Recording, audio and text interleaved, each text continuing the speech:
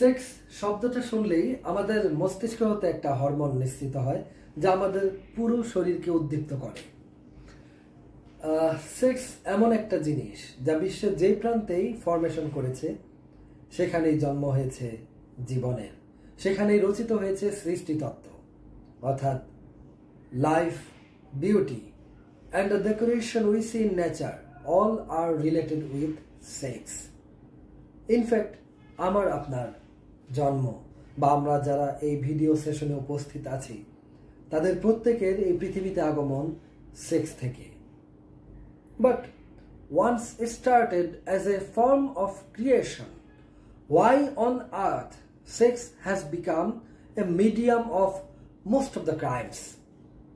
আপনারা যারা সংবাদপত্র পড়ে থাকেন, পত্রিকা খুললে প্রতিদিনই দেখতে পাবেন rape, murder,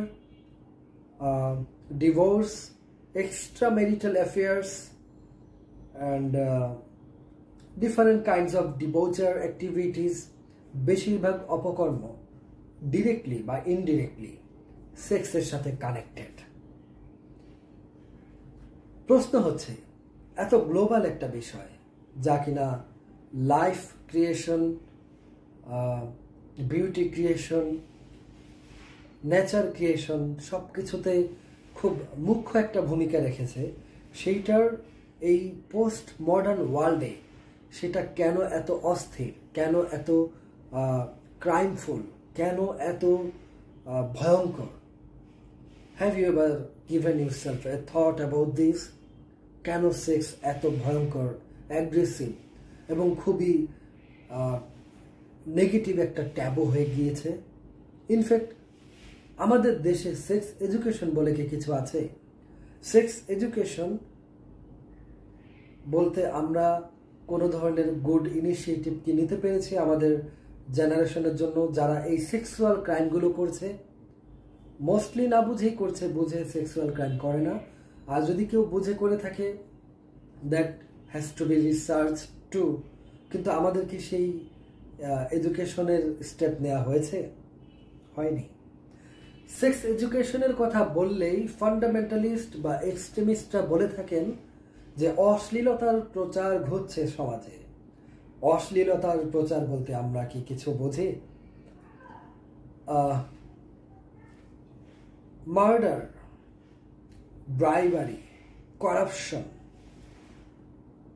mass killing, genocide, drugs dealing, এগুলো অশ্লীলতা নয়, এগুলো অন্যায় নয়, এগুলো নিয়ে কারো কোনো মাথা ব্যথা নেই। বাট একটা ছেলে বা একটা মেয়ে কিভাবে চলছে এটা নিয়ে অনেক মাথা ব্যথা। বাট রেপ বা রেপকে রিলেটেড করে মার্ডার বা এই যে পরকীয়া, ডিভোর্স, এগুলো যে সেক্সুয়াল এডুকেশন না থাকার কারণে দিনকে দিন বেড়েই চলছে তা নিয়ে আমাদের মাথা ব্যথা নেই এবং তা নিয়ে আমরা কোনো সেক্স এডুকেশন ইনিশিয়েট করতে চাই না। ওয়াই? আজও পেপারে পড়লাম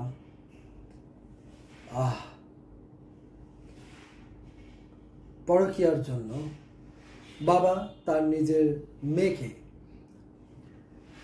নৃশংসভাবে ধারালো বটি দিয়ে গলা কেটে নিজে সুইসাইড করেছে। এবং এইটা শুধু পুরুষরা করছে তা না, নারীরাও করছে। আমরা তো এমন সোসাইটি চাইনি। আমাদের সেক্স এডুকেশন যদি থাকতো, আমরা কি সতর্ক হতাম না যে আমার অ্যাক্টিভিটিসগুলোর কনসিকুয়েন্স কি হবে 1 মাস পরে, 2 মাস পরে, 6 মাস পরে?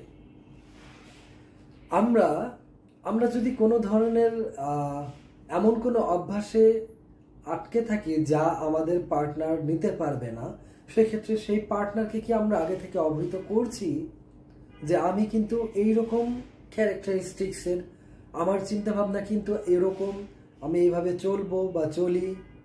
আমরা তা করি না। আমরা সেটা হাইড করি এবং আমরা ছলে বলে কৌশলে রিলেশনশিপ বা বিয়ে করি। অ্যান্ড দেন যখন এই নোংরা বা ডার্ক সাইডটা রিভিল হয়, তারপর ব্লাস্ট, বুম, কিলিং, রেপ, মানে মেসাকার অবস্থা। এটা আমাদের হিপোক্রেসির জন্য, আমাদের সেক্স এডুকেশন না থাকার জন্য। আমাদের যদি এডুকেশন থাকতো তাহলে আমরা কখনোই একটা মেয়েকে ট্রিজ বা রেপের চিন্তা করতাম না, বা আমরা একটা রিলেশনশিপে স্পেশালি বিয়ের ক্ষেত্রে ভার্জিনিটিকে প্রায়োরিটি দিতাম না। আমরা বিয়ের ক্ষেত্রে ভার্জিনিটি প্রায়োরিটি দেই, বাট আমরা পুরুষরা কিন্তু নিজেদের ভার্জিনিটি নিয়ে খুবই দুর্বল অবস্থায় আছি। অধিকাংশই কোনো না কোনোভাবে নিজের সেক্সুয়াল এক্সপেরিমেন্টস ফুলফিল করেছে, কিন্তু তারা একজন নারীর বেলায় 100% ভার্জিন আর আনটাচড রোজ চায়।